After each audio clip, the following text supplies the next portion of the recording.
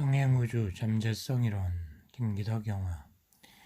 우리의 행동은 미래를 결정한다. 과거는 바꿀 수 없고 미래는 오지 않았지만 과거에 의해 현재가, 현재에 의해 미래가 결정된다. 인생은 어떤 메커니즘으로 흘러가는 걸까? 우리는 만일 내가 그때 그렇게 하지 않았다면 이라고 말하면서 후회를 하곤 한다. 타임머신이 존재한다면 우리는 과거로 돌아가 상황을 바꿀 수 있는 것일까?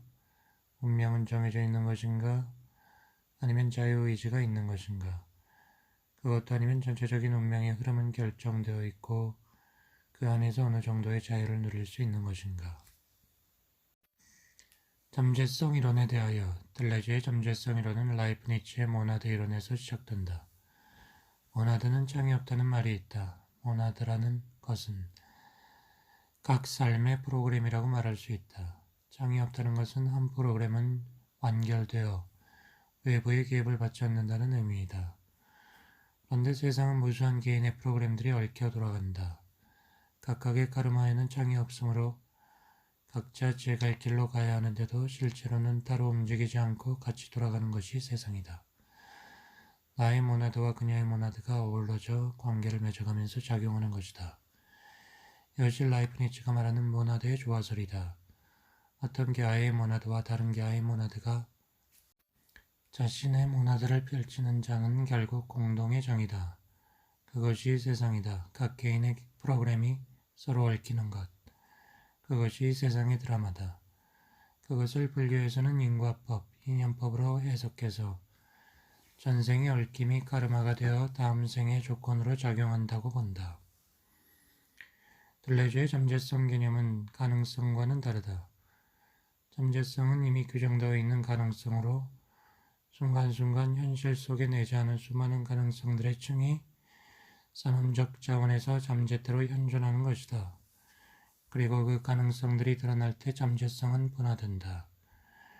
라이프니츠와 들레즈의 이론이 물리학적으로 해석될 때 평행우주론이 된다. 평행우주론은 수많은 삶의 갈래가 있어 다양한 삶의 시나리오가 동시에 진행되고 있다는 이론이다. 이것은 시간여행을 모티브로 하는 소설과 영화의 배경이 되어왔다. 타임머신, 백투더퓨처, 타임캅, 데자뷰, 나비효과, 12 monkeys, 슬라이딩 도어스, 레트로액티브, 롤라런 등이 그 예다. 인간이 어느 순간 어떤 행동을 할 때 그는 여러 다른 가능성들을 배제하고 하나의 줄기를 택하게 된다. 이 순간이 바로 특이점이라고 불리며 우리가 선택하지 않은 여러 줄기들은 선택되지 않은 채 남는다. 그 가능성들은 죽거나 사라지는 것이 아니라 전체적인 거대한 스토리라인의 또 다른 줄기들로서 여전히 함께 진행되어 가고 있다. 나쁜 남자 2002년. 한기는 여대생 선화를 납치하여 장녀로 만든다. 그는 그녀가 남자 손님들과 섹스하는 것을 옆방에서 훔쳐본다. 선화는 탈출을 시도하지만 한기는 그녀를 붙잡는다. 그들은 돌아오는 길에 잠깐 해변에 머문다. 선화는 모래 속에서 조각조각 찍혀진 사진을 본다. 사진 속의 두 남녀는 해변에 앉아있다. 조각을 맞춰보지만 얼굴 부분이 사라져 누군지 알 수 없다. 그때 선화는 바다로 들어가는 한 여자의 뒷모습을 보지만 한기는 보지 못한다. 선화는 다시 장녀촌으로 들어와 매춘을 한다. 한기는 다른 포주들과의 싸움 끝에 배에 상처를 입고 쓰러진다. 다시 일어난 한기는 선화를 데리고 해변으로 향한다. 그곳에서 바다를 바라보다 선화는 우연히 조각난 사진의 나머지 얼굴 부분을 발견한다. 그것은 바로 한기와 선화 그들이었다. 영화에는 기이한 장면들이 몇몇 있는데 한기가 도망친 선화를 붙잡아 같이 해변으로 갔을 때도 그중 하나다. 그때 선화는 한 여자가 바다로 들어가는 것을 본다. 나중에 밝혀지지만 그 여자는 바로 자신이었다. 그것은 차라리 죽고 싶다는 선화의 내면을 영상화한 것이다. 또는 실제로 죽음을 택한 선화 인생의 한 갈래이기도 하다. 선호가 모래속에서 발견한 조각난 사진도 기이하다. 그 사진을 발견한 최초의 시점은 선호가 탈출했다가 안개에게 잡혀 창녀촌으로 돌아오던 때다. 사진에 나온 남녀의 의상은 훗날 안개가 상처를 입고 선호와 다시 해변에 갔을 때 입었던 의상이다. 시간이 뒤바뀐 것이다. 미래의 상황이 사진에 찍혀 과거에 보였던 것이다. 조각난 두 사람의 타자화된 사진. 그것은 바로 그들 자신의 미래의 모습이었다. 시간이 메비우스의 띠처럼 얽혀 있다. 조각난 삶의 갈래들이 있다.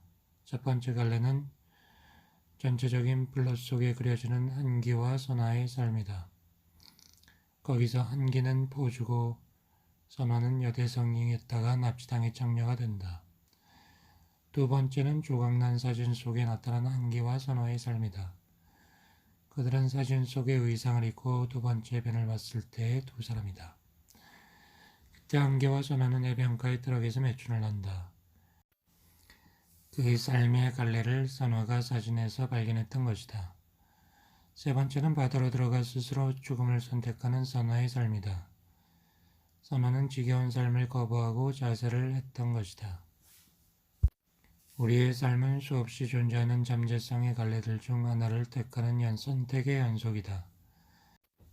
영화에서 표현한 삶의 여러 갈래들은 그러한 잠재성의 볏줄 혹은 전생의 다양한 삶의 양태로 볼 수 있을 것이다. 빈집. 대석은 여기저기 돌아다니며 주인 없는 집에 들어가 사는 떠돌이다. 어느 날 한 집에서 대석은 남편에게 학대당하는 여자 선화를 보고 그녀를 사랑하게 된다. 그러던 중 그녀의 남편에게 발각돼 유치장에 갇힌다. 그는 경찰들에게 난감한 존재다. 신속하고 교묘한 움직임으로 어느 순간 사람들의 시야에서 사라져버리기 때문이다. 그는 유치장에서 나와 선화의 집으로 향한다. 그러나 선화와는 달리 그녀를 학대하는 남편의 눈에 대석의 존재는 보이지 않는다. 그는 그곳에서 선화에게는 존재하되 남편에게는 존재하지 않는 존재로 살아가게 된다. 이 영화도 잠재성 이론으로 해석할 수 있다. 주인공 대석은 어떤 존재인가? 그는 존재하면서도 존재하지 않는다. 대석은 잠재태로서의 존재인 것이다. 잠재성 이론은 삶을 끝없이 이어지는 중증적, 잠재적 존재의 양태들 속에서 보게 한다. 매 순간 일어날 수 있는, 만날 수 있는, 깨달을 수 있는 수많은 가능성이 존재한다. 우리 곁을 스치는 수많은 기회들이 있고 행복할 수 있는 수많은 이유들이 있고 우리의 이해를 돕는 수많은 실마리들이 있다. 문제는 우리가 그것들을 그냥 스쳐보내고 있다는 것이다. 충만한 현재를 살아가기. 잠재성 이론과 병행우주 이론이 그리는 세상은 불교 화엄경에 나오는 인드라망 개념과 상통한다. 세상은 인드라망으로 되어 있고 그것은 날줄과 시줄로 얽혀 구슬들이 무한 공간에 꿰어져 있는 형상이다. 그런데 각 구슬은 모두 전체의 축소판이다. 고래 한 알의 우주가 있다는 말이다. 인간이 수우주라는 개념과도 연결된다. 모든 것이 구슬에 투영된다. 거기에 내 모습이 비추고 외부 모든 것의 모습이 내게 비춘다. 홀로그램의 우주인 것이다. 그 인드라망 속에서 수많은 내가 다른 방식으로 내 삶을 살고 있다는 것이 병행우주 개념이다.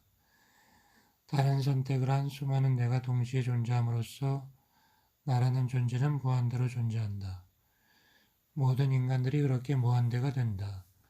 무한대와 무한대의 존재들이 얽혀 쫌쫌한 그물을 엮어나가는 것이 이 세상이다. 그 속에서 나는 누구이고 너는 누구인가? 내가 곧 모든 것이니 결국 나와 너는 구분할 수 없는 것이 된다. 잠재성 이론은 무한한 가능성의 공간에서 잘 사는 방식을 찾게 만든다. 그것은 개화와 전체와의 조화를 찾게 만든다. 무한한 인드라망은 무한한 사이버 공간과 비슷하다. 우리가 사는 이 세계는 더 높은 차원의 존재가 창조한 사이버 공간, 같은 것인지도 모른다. 인드라망은 부처님 손바닥, 인과적으로 움직이는 감옥으로 인식될 수도 있다. 그러나 세상이 그러함을 그대로 받아들인다면 그것은 중립적 개념이 된다. 우리는 하나의 구슬로 존재하면서 모든 것을 그 안에 비춘다. 혹은 구슬과 구슬을 연결하며 하나의 흐름을 형성하고 다른 흐름들과의 관계 속에서 드라마를 만들어낸다. 나라고 하는 혹은 주체성이라고 하는 개화의 환상을 지니면서 그리고 나만의 인생을 산다고 생각하면서 말이다.